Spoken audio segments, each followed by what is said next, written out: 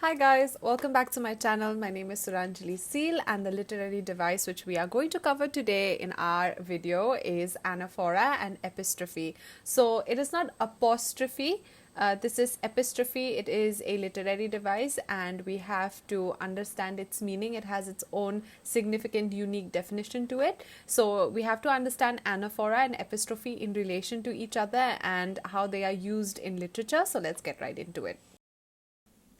So first of all, we're going to cover anaphora. So what does anaphora actually mean? It is a literary device that uses the repetition of short phrases or single words at the beginning of clauses or sentences to enhance rhythm and evoke audience emotional participation in the literary work. So it is not that difficult to understand. Anaphora is basically one word, a single word, or it can be two words, or it can be a short phrase, maybe three-line sentence or a three-word sentence or a four-word sentence, a short phrase or one single word or two words also that appears or features in the beginning of each clause.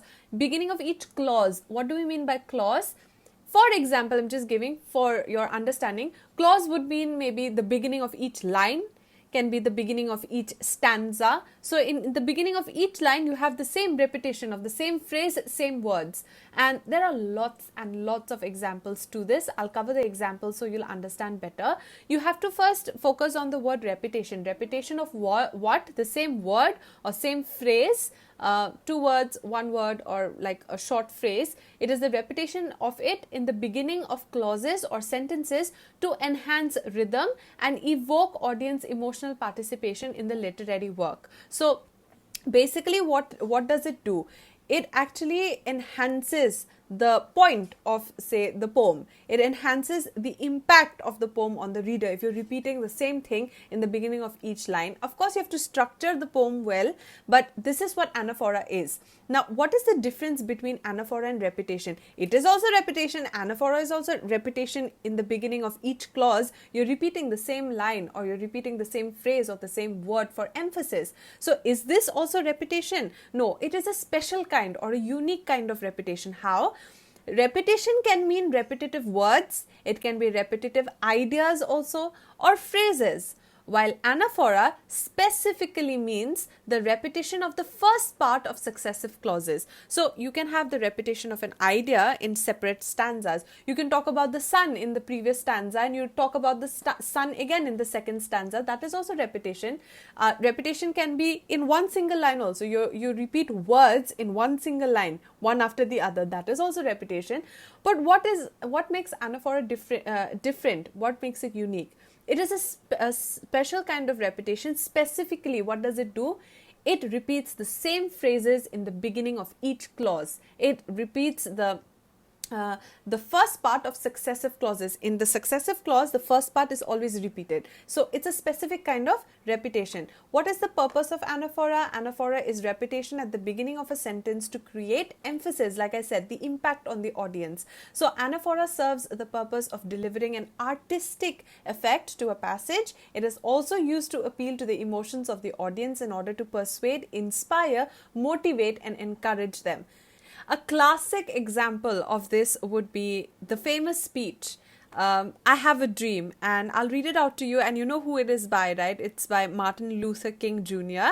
And the fact that he keeps saying, I have a dream today, I have a dream that one day down in Alabama, I have a dream today, I have a dream that one day every valley. So his repetition of, or his anaphora of repeating the phrase I have a dream, I have a dream, I have a dream, has an impact on the audience. It is one of the world's most greatest speeches that is celebrated, and this is a classic example of anaphora. Also, there's another one: in every cry of every man, in every infant's cry of fear. In every is repeated, right? Then you have this: every breath you take, the police. He says here, the stanza goes like this: every breath you take and every move you make, every bond you break, every step you take, I'll be watching you. So in every line or in every clause, you have every repeated. So this is anaphora again. So it is, you have to just remember the difference of between repetition and anaphora is that anaphora is in the beginning of every clause, okay, and repetition can be anywhere, and it can be also repetition of an idea, not just words, right? It can be idea, phrases, these things also can be repeated, images also can be repeated, but anaphora is specific phrases or words that are repeated in every clause.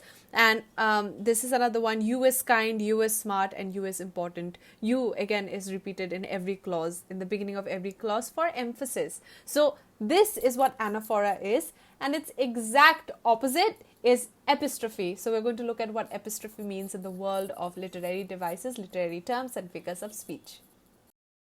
So like anaphora is the repetition of phrases or words in the beginning of every clause.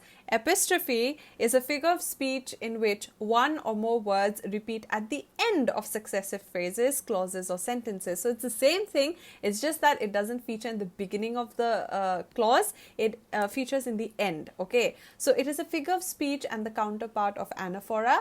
Purpose of epistrophe, what is the purpose? It serves the purpose of creating emphasis and creating rhythm. So it's more or less the same thing. In the previous also, it's for emphasis, to have an impact on the audience. Same thing over here. In this way, epistrophe helps to make words more memorable and artistic. Now, I'll give you a classic example of this, which all of us have used in our lives repeatedly somewhere or the other, and we know this line. It's a famous epistrophe, and I'll read it out to you. See no evil, hear no evil, speak no evil. So the word evil is repeated at the end of each clause, right? So this is a classic example of epistrophe. And another one I've given here just for reference, it is: when I was a child, I spoke as a child, I understood as a child, I thought as a child. So the word child or the phrase or the phrases or words are repeated at the end of each clause. So this is the difference between anaphora and epistrophe. I hope that this has been clear to you. This is another literary device, literary term, figure of speech, which we have actually stressed upon. We're going to move on further with many more that are to come. I really hope that my videos have been helpful for you, and if you have found them helpful, then please don't forget to like the video, share the video, and subscribe to my channel for similar content. And till we meet again, I hope that you stay healthy and happy. See you in the next one, guys.